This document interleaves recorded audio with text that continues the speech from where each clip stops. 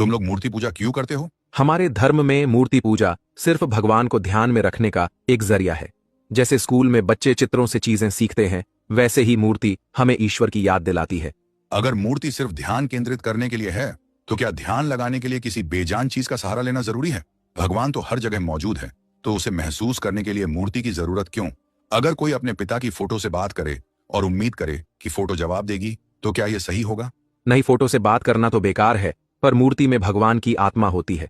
हम मूर्ति में प्राण प्रतिष्ठा करते हैं, जिससे वह सिर्फ पत्थर का टुकड़ा नहीं रहता, बल्कि भगवान का रूप बन जाता है। मूर्ति में सच में भगवान की आत्मा आ जाती है, तो फिर जब कोई उसे गिरा देता है या तोड़ देता है और मूर्ति में भगवान होता है, तो वह खुद को गिरने या टूटने से बचा क्यों नहीं पाता?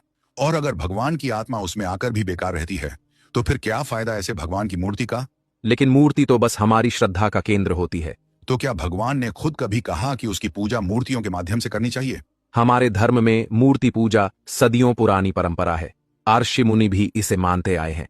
अगर परंपरा में गलती हो, तो क्या उसे सिर्फ इसलिए मानते रहना चाहिए कि हमारे पूर्वज उसे मानते थे और पुराना होना ही सही होने का मतलब है?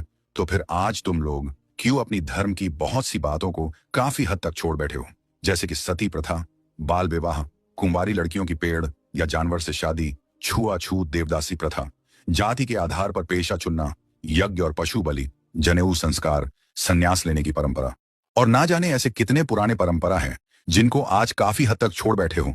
तो इनको छोड़ने का मतलब? ये सब सही नहीं था, इसीलिए इसको कानूनन बंद करवाया गया। तो तुम मान रहे हो कि ये सब गलत था? हाँ, गलत था। तो मूर्ति पूजा भी तो गलत है, उसको क्यों नहीं छोड़ रहे? कैसे गलत है? अच्छा, मान लो तुम किसी की फोटो को देखकर उसे याद करो, तो क्या फोटो से वह इंसान तुम्हारी मदद कर सकता है? नहीं, असली इंसान ही मदद कर सकता है। तो फिर तुम्हें किससे मदद मांगनी चाहिए? असली भगवान से या उसकी बेजान मूर्ति से? असली भगवान से। यही इस्लाम सिखाता है। हम सिर्फ उस अल्लाह की इबादत करते हैं जो हमें देख सकता है, सुन सकता है और हमारी दुआ कबूल करता है, इसलिए हम उसे ऐसे ही पुकारते हैं। लेकिन हम मानते हैं कि भगवान तक पहुंचने के कई रास्ते होते हैं और मूर्ति पूजा उनमें से एक है। सभी रास्ते सही हो सकते हैं। अगर सच्चा भगवान एक है, तो उसके पाने का तरीका भी एक होना चाहिए। क्या यह संभव है कि एक ही भगवान की पूजा दो विरोधाभासी तरीकों से की जाए, एक मूर्ति के माध्यम से और दूसरा बिना मूर्ति के? क्या भगवान ने खुद हमें बताया कि हम उसकी पूजा मूर्तियों से करें? नहीं। तो फिर? और वो ईश्वर जो सब सुनता है, सब देखता है और सबके दिल का हाल मालूम है उसे, वो क्यों अपनी पूजा किसी बेजान मूर्ति के जरिए करवाएगा? वो तो यही कहेगा ना कि तुम मुझे याद करो, मुझे पुकारो। ऐसे ही क्योंकि मैं तुम्हारी पुकार सुनता हूं, तुम मुझसे ऐसे ही मांगो, मैं सुनता हूं। जैसे अल्लाह ने कहा कि तुम मुझसे दुआ मांगो, मैं तुम्हारी दुआ कबूल करूंगा। यहां तो अल्लाह कह रहा है डायरेक्ट मांगने के लिए, किसी मूर्ति के जरिए